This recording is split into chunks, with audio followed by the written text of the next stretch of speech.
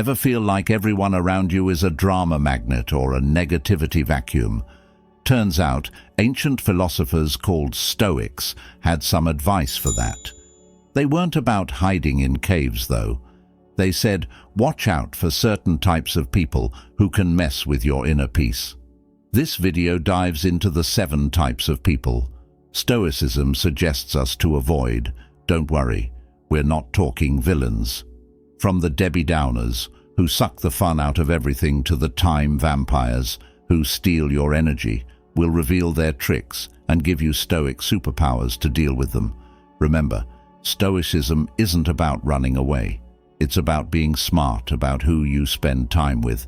So, grab your popcorn, hit that subscribe button, and get ready to declutter your social circle the Stoic way. Number 1, the drama magnet. Imagine you're sailing through life on a peaceful journey, like a ship cruising through calm waters. However, along the way, you come across a troublesome situation known as the drama magnet. This person seems to constantly attract crises, conflicts, or controversies. Similar to a whirlpool, they have a knack for pulling you into their chaotic vortex.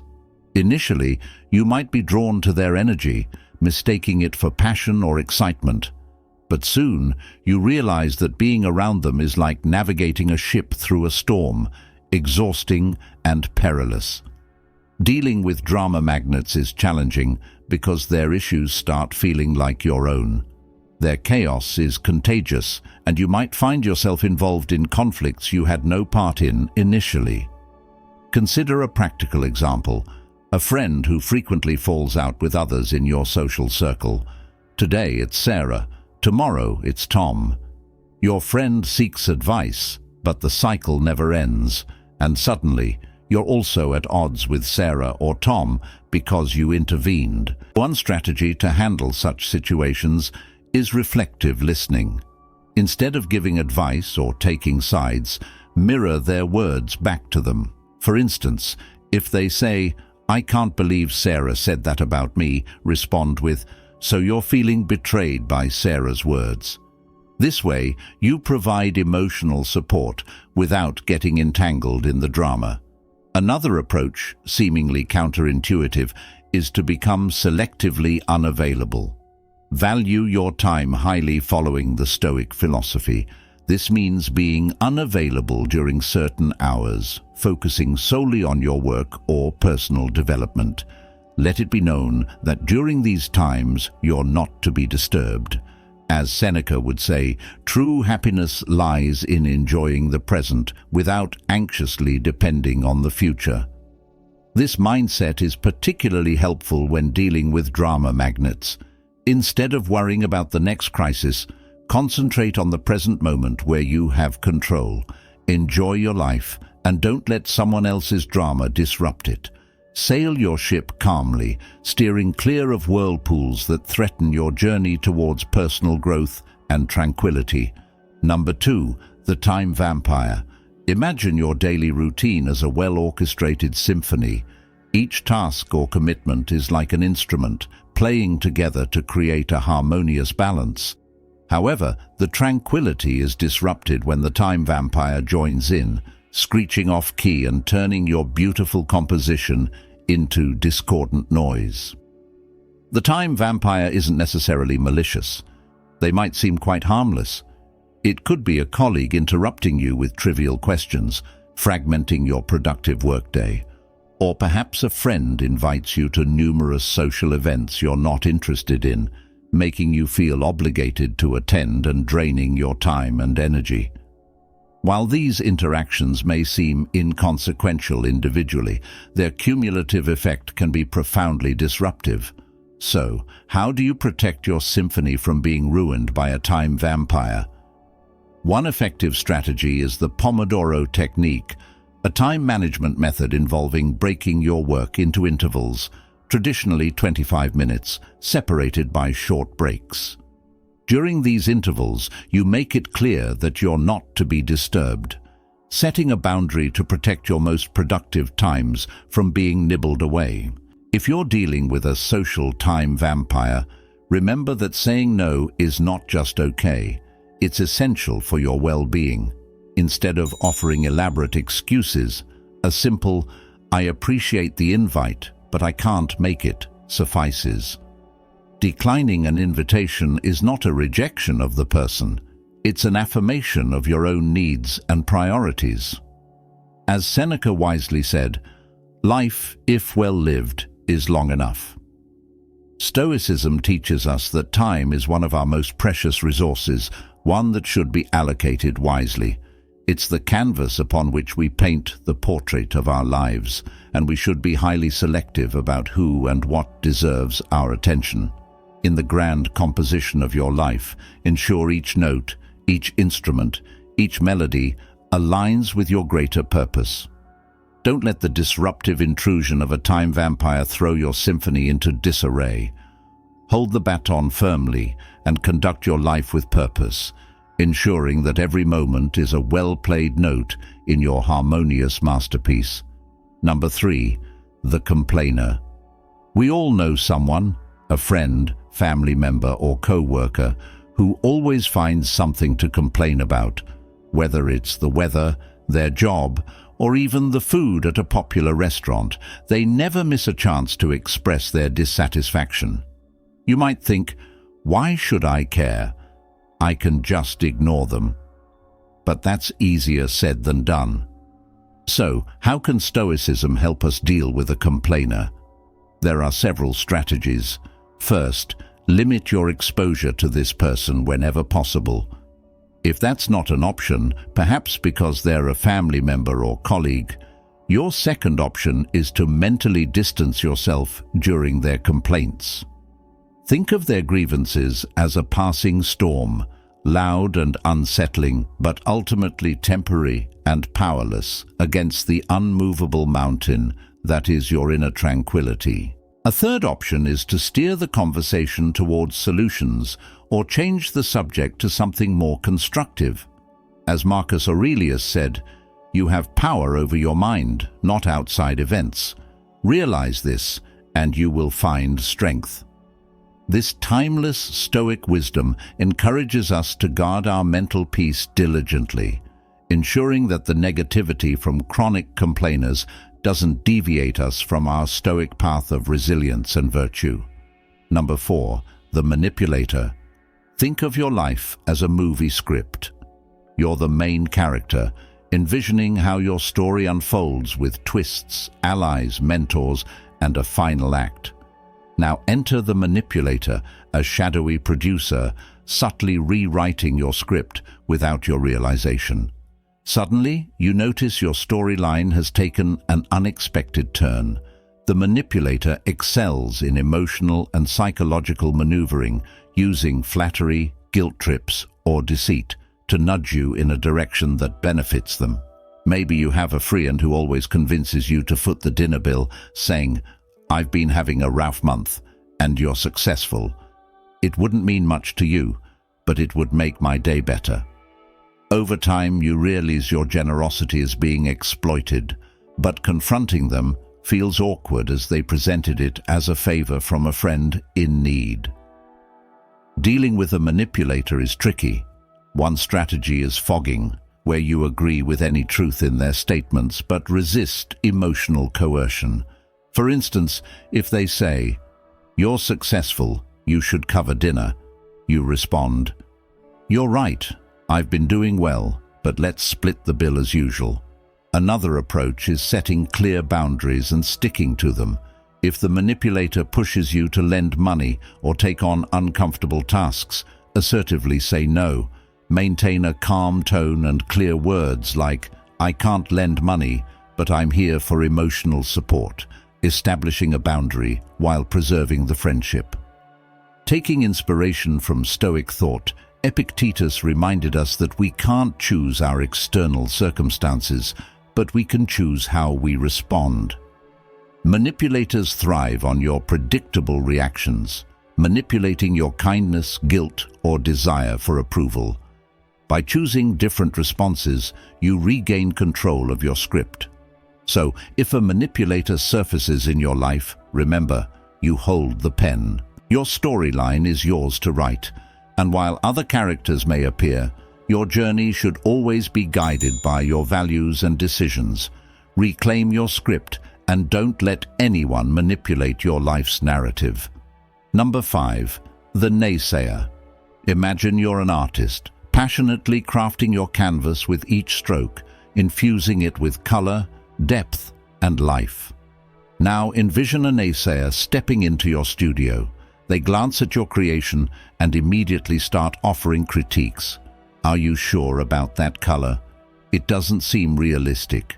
Most artists never make it. Their words, like strokes of gray paint, begin to dull the vibrancy of your canvas. This isn't the constructive criticism that artists often find valuable. Instead, it's a constant cloud of doubt and negativity. For example, let's say you're excited about venturing into a new career path. You've done thorough research, consulted professionals, and maybe even taken some preliminary courses. When you share your enthusiasm with the naysayer, they quickly list reasons why it won't work out. The market is too competitive. Do you have the right skills? What if you fail? Gradually, their doubts become yours, and your once self-assured vision starts to waver. So how do you navigate a naysayer, especially if they're close to you? An unconventional but effective approach is to seek their advice instead of merely sharing your plans. People tend to be less confrontational in an advisory role, offering more constructive feedback. Another technique involves positive confrontation, flipping the script to encourage solutions. For instance, if they assert, "You'll never be able to switch careers at this stage," respond with, "Interesting perspective. How do you think someone could successfully make a career change?" Echoing the wisdom of Epictetus, the Stoic philosopher, we have 2 ears and 1 mouth so that we can listen twice as much as we speak. Listening doesn't mean absorbing all the negativity. It means discerning valuable insights from mere noise. When naysayers threaten to cloud your canvas with doubt, take a step back, listen, reflect, and continue painting your life with the colors that resonate with you. Don't allow anyone to transform your vibrant masterpiece into a dreary gray landscape. Number 6. The toxic positivist. You probably know someone like this, the person who's always radiating sunshine, rainbows, and an abundance of emojis. They're the ones telling you to just be happy, even when you're going through a tough time, brushing off your feelings with a carefree wave of glittery optimism. Now, think of your life as a garden. In this garden, there are beautiful flowers, but there are also weeds and pests.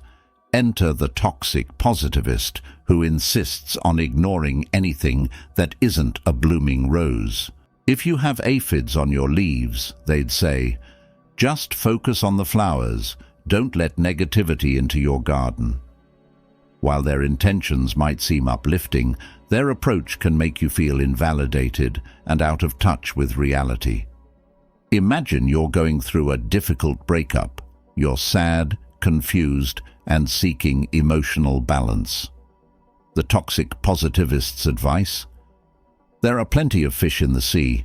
Just smile and be happy. This excessive positivity overlooks the complexities of human emotion and the challenges life throws at us. So, how do you tend to your emotional garden without letting the toxic positivists trample it with their over-enthusiastic sprinkling of good vibes only? One strategy is to engage them in a discussion that embraces both light and shadow. If they say, "Look on the bright side, at least you have your health," you could respond, "Yes, I'm grateful for my health, but it's also okay for me to feel upset about this specific issue. Both can coexist." You can also use emotional granularity, acknowledging and labeling your nuanced feelings. When the toxic positivist urges you to just be happy, take a moment to recognize and express your emotions. "I'm feeling a bit melancholic today due to X, and that's okay." In the words of the Stoic philosopher Seneca, True happiness is understanding our duties toward God and man, enjoying the present without anxious dependence upon the future. Notice the balance, understanding duties, even when they're not always pleasant, and enjoying the present. A Stoic approach isn't about focusing solely on the positive or the negative. It's about embracing life's complexity with equanimity. So the next time the toxic positivist showers their confetti on your carefully tended garden, take a step back. Remember, a garden needs both sunshine and rain to flourish. Embrace your full emotional spectrum and keep nurturing your garden with the richness and complexity it deserves. Number 7. The victim. Imagine life as a chess game where every player has the same pieces, and the common aim is to checkmate the opponent's king. It involves strategic thinking, sacrifices, and calculated risks. Now contrast this with the victim mentality, where every move is attributed to the board, the pieces, or the opponent. From their viewpoint, they remain perpetually in checkmate due to external forces working against them. Their story is an unending saga of despair, casting themselves as the helpless protagonist. Statements like, "I can't progress in my job because my boss dislikes me," or "I can't get fit because of bad genetics," are part of their narrative. Despite recognizing genuine hardships and systemic issues, the victim uses their situation as a permanent excuse, evading responsibility for their actions. If you find yourself caught in their storyline, perhaps playing the supporting character who constantly rescues them, it can be draining. Spending hours listening to a friend blame failed relationships solely on their ex-partners not only consumes your time, but might subtly encourage a similar victim mindset in your life. When dealing with a victim, the temptation to become their savior by offering endless advice and emotional support may arise. However, the Stoics advise against this. They recommend setting firm boundaries to protect your mental state. Practicing compassionate detachment involves showing empathy and kindness, but refraining from constantly rescuing them from situations they should navigate themselves. As Marcus Aurelius wisely said, "The best revenge is to be unlike him who performed the injustice." If you find yourself getting sucked into the victim's narrative, resist the urge to adopt a similar mindset. Take control of your own game board, make strategic moves, and remember that in the chess game of life, being perpetually in checkmate is often a choice, not a fate. Keep your pieces moving forward, make strategic sacrifices when necessary, and play for growth and wisdom rather than revenge or pity. As we conclude today's exploration into characters that can divert us from the path of Stoic resilience and wisdom, let's not overlook the pivotal role of self-awareness. It's straightforward to spot these tendencies in others, but the more challenging and enlightening task is to turn our gaze inward.